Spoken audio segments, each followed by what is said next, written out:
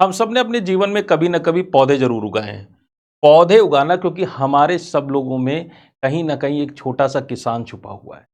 और जब कभी भी हमने पौधे को उगाया, चाहे अपने घर के छोटे से गमले में, चाहे क्यारियों में या फिर अगर आपके पास बड़े-बड़े खेत हैं, आप किसी किसान के बेटे हैं, तो अपने खेतों में आपने पौधों को ज़रूर उगाया होगा।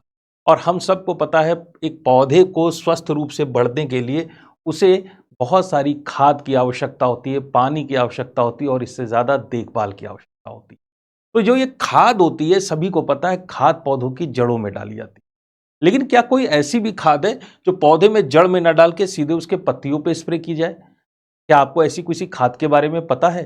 तो चलिए आज हम ऐसी ही एक खाद यानी एक फर्टिलाइज़र के बारे में बात करने जा रहे हैं, जो पौधों की जड़ों में ना देके उसके सीधे पत्तियों पे अप्लाई किया जाता है। बिल्कुल सही समझा आपने। इस फर्टिलाइज़र का नाम है यूरिया। और यूरिया एक ऐसा नाम है जिसे पूरे देश का बच्चा-बच्चा इस फर्टिलाइज़र के बारे में जानता है। इसके बारे में अच्छी और बुरी दोनों तरह की खबरें हमारे देश को मिलती रहती हैं।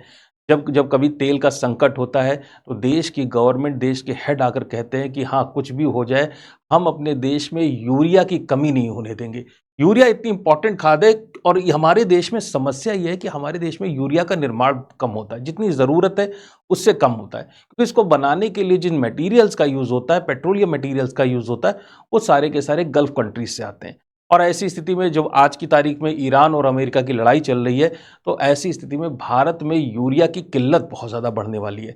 तो इस यूरिया की किल्लत को कैसे दूर किया जाए, उसका एक तरीका हो सकता है। जैसे कि मैंने आपको बताया कि यूरिया का यूज़ जो है, एक दानों के रूप में इसको छिड़क दिया जाता है।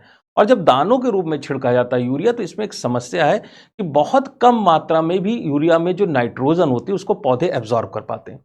इसका असर क्या होता है कि यूरिया की डिमांड तो देश में बहुत ज़्यादा रहती है, लोगों को चाहिए ज़्यादा, क्योंकि पौधे एब्जॉर्ब भी कम कर पा रहे हैं। अगर कोई ऐसा यूरिया का फार्मूलेशन बनाया जाए जो कि कम मात्रा में लगे और जिसके एप्लीकेशन से ज़्यादा लोगों को, कम से कम मात्रा में ज़्यादा से ज़्यादा लोगों को बांटा जाए और प्रोडक्शन बढ़ जाए, तो फिर क्या कहने। और इसी चीज़ पर भारत के वैज्ञानिकों ने बहुत सारा अनुसंधान किया और उन्होंने एक यूरिया इजाद किया जिसका नाम था नैनो यूरिया।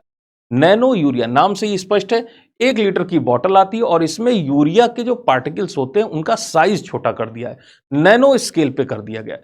क्योंकि नैनो स्केल पर जब आप इतना छोटे साइज का यूरिया का पार्टिकल साइज कर देते हैं, तो इसे पत्तियों से आसानी से एब्जॉर्ब किया जा सकता है।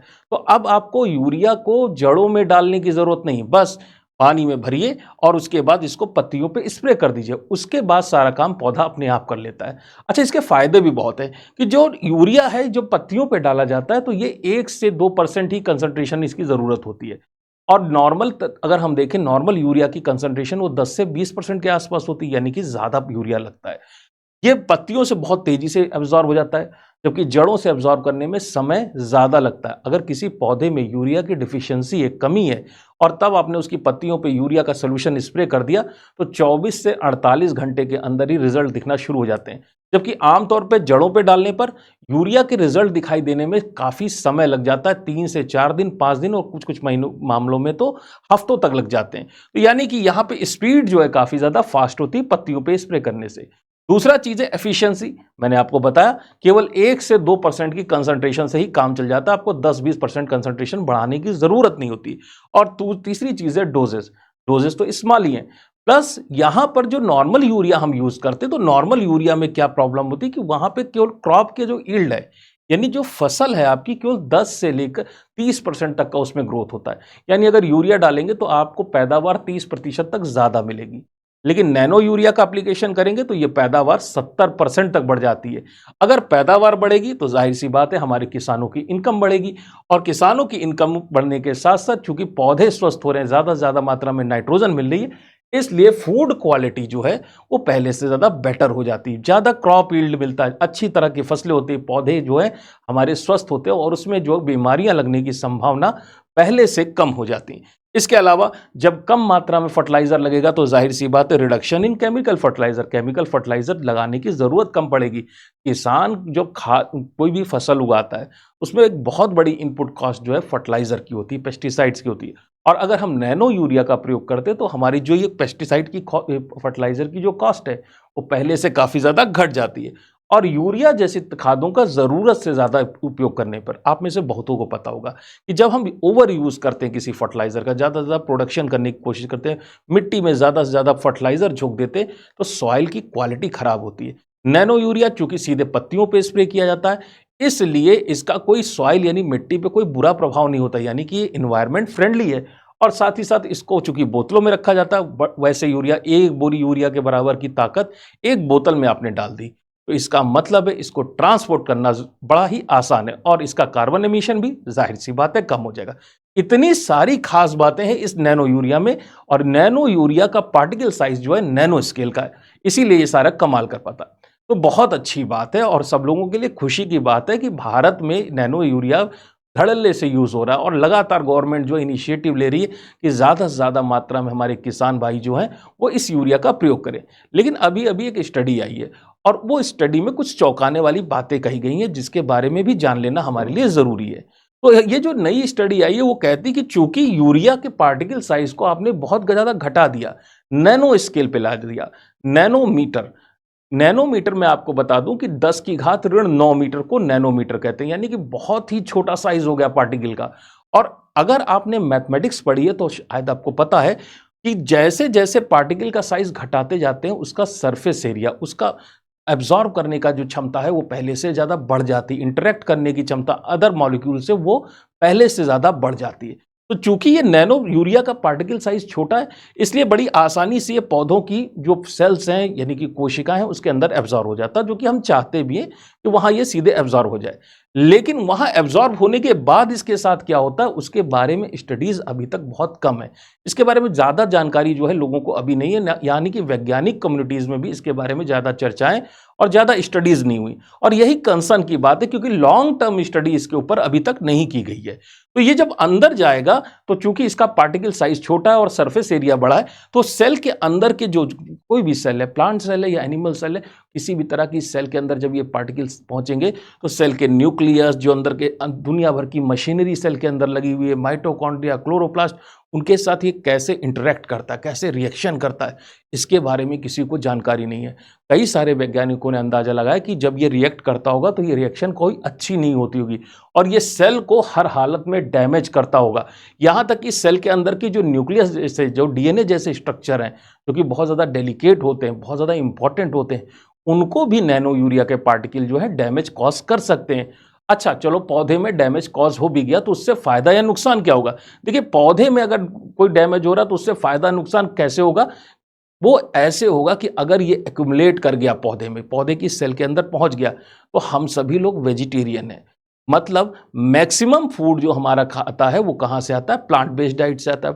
हम पौधों से ही मैक्सिमम फूड खाना प्राप्त करते हैं। अब इस खाने में अगर यूरिया की कंसंट्रेशन सामान्य से ज़्यादा है और खासकर ऐसे यूरिया की कंसंट्रेशन जो नैनो यूरिया है, तो फिर ये नैनो यूरिया जो है आपकी बॉडी के अंदर जाएगा और साथ ही साथ ये जो जो खेत होते हैं, खेत में जब बारिश वगैरह होगी तो उसकी वजह से जो रन ऑफ वाटर है, वाहित जल, उसके साथ बहकर ये हमारे ड्रिंकिंग वाटर में भी पहुंच सकता है, पेयजल में भी, और उसके जरिए शरीर में सीधे प्रवेश कर सकता है। तो ये है तो कंसर्न की बात। पौधों में नुकसान पहुंचा रहा है तो क्या इंसानों में नुकसान नहीं पहुंचाएगा? तो स्टडीज कहती कि हाँ भाई, इसका असर जो है बॉडी के जितने भी वाइटल ऑर्गन्स है, चाहे वो हमारा लीवर हो, चाहे किडनी हो, चाहे फेफड़े हो, चाहे दिमाग हो, जैसे ही नैनो यूरिया के पार्टिकल्स बॉडी के अंदर प्रवेश करेंगे, और ये ज़्यादा मात्रा में प्रवेश करेंगे चूंकि इनका साइज छोटा है, इसलिए ये ब्रेन के अंदर पहुंच जाएंगे, ब्लड ब्रेन बैरियर को भेद देंगे, ये लीवर में पहुंचेंगे, जब किडनी में पहुंचेंगे तो यूरिया की हाई कंसंट्रेशन और खासकर नैनो यूरिया की हाई कंसंट्रेशन की वजह से जहरीले प्रभाव उत्पन्न होते हैं, टॉक्सिसिटी पैदा हो जाती है। तो इन टॉक्सिसिटी अगर ज़्यादा मात्रा में बढ़ गई तो इस वजह से कुछ केसेस में मल्टी ऑर्गन फेल्योर की भी संभावना है। देखिए, स्टडीज में अभी अंदाजा लगाया जा रहा है, मैं आपको डराने की कोशिश नहीं कर रहा हूं, लेकिन जो स्टडीज आई हैं उस हिसाब से अगर नैनो यूरिया के ऊपर की कंसंट्रेशन शरीर में सामान्य से ज़्यादा पहुंच जाए तो ऐसी स्थिति में व्यक्ति की मृत्यु भी हो सकती है। तो करना क्या चाहिए हमें? हमें चाहिए प्रिकॉशनरी अप्रोच। प्रिकॉशनरी अप्रोच का मतलब है कि भाई, जब इस तरह के कंसर्न है साइंटिफिक कम्युनिटीज में कि इस तरह की समस्याएं पैदा हो सकती हैं, तो आपको एक लॉन्ग टर्म स्टडी करनी चाहिए। गवर्नमेंट को चाहिए एक लॉन्ग टर्म स्टडी कराए, 5 साल 6 साल की स्टडी कराए और उसके बाद देखे कि वाकई में ऐसे प्रभाव दिखाई पड़ रहे हैं या फिर ये केवल मनगढ़ंत या कपोल कल्पना वाली बात है? क्योंकि डीडीटी शायद आपको याद हो इंसेक्टिसाइड हुआ करता था और बड़ा ही इनडिस्क्रिमिनेटली इसका यूज हुआ। 70s में तो डीडीटी इतना ज्यादा यूज होता था कि घर घर में, हर किसान के घर में डीडीटी का डब्बा पाया जाता था। और डीडीटी के प्रयोग के द्वारा उसके परिणाम आज भारत भुगत रहा है। पूरे विश्व में सबसे ज्यादा मात्रा में डीडीटी नाम के इंसेक्टिसाइड की कंसंट्रेशन इंसानों की बॉडी में, भारतीयों की बॉडी में, तो भारतीयों की बॉडी में इतना ज्यादा मात्रा में डीडीटी प्रवेश कर गया है कि भारत में दिखाई पड़ रहा है कि कैंसर के मामले लगातार बढ़ते जा रहे हैं। तो क्या इसके पीछे डीडीटी है? इसके बारे में भी अभी तक कोई स्टडी नहीं की गई। तो जो समस्या डीडीटी जैसे फर्टिलाइजर्स की वजह से हमारा देश अभी भुगत रहा है, जिसके ऊपर गवर्नमेंट ने अभी कोई स्टडी नहीं कराई, कहीं वैसा ही इफेक्ट नैनो यूरिया की वजह से तो ना आ जाए, इसके बारे में भी जानकारी लेने की आवश्यकता और इसकी लॉन्ग टर्म स्टडी करने की जरूरत है। तो सबसे अच्छी अप्रोच क्या रहेगी? देखिए, इंसान को नेचर के साथ एक बैलेंस बनाना चाहिए। सबसे बड़ी समस्या हमारी देश की जो इतनी बड़ी जनसंख्या है, जब तक ये जनसंख्या संतुलित नहीं होगी तब तक भोजन की डिमांड उतनी ज़्यादा बैलेंस नहीं आएगी। इनडिस्क्रिमिनेटली हम ढेर सारा खाना पैदा कर रहे हैं, ज़रूरत से ज़्यादा पैदा कर रहे हैं। हम खाने को ज़्यादा से ज़्यादा एक्सपोर्ट करके पैसे कमाने की कोशिश कर रहे हैं। भारत को कुछ नई दिशाएं देखनी पड़ेंगी, नए तरह से संतुलन स्थापित करने की आवश्यकता है। और ऐसी स्थिति में जब लंबे समय तक हम ऑर्गेनिक तरीके से नेचर के पास जाकर नेचुरल तरीकों से खेती करेंगे, तो ऐसी स्थिति में आने वाले समय में यह संभव है कि भारत को नैनो यूरिया या अन्य प्रकार के केमिकल फर्टिलाइजर के यूज करने की आवश्यकता ही ना पड़े।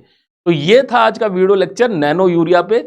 आशा आपको वीडियो लेक्चर अच्छा लगा होगा और आज के लिए हम लोग यहीं तक मुलाकात करेंगे और फिर आपसे मिलेंगे नेक्स्ट वीडियो लेक्चर में। तब तक के लिए थैंक यू।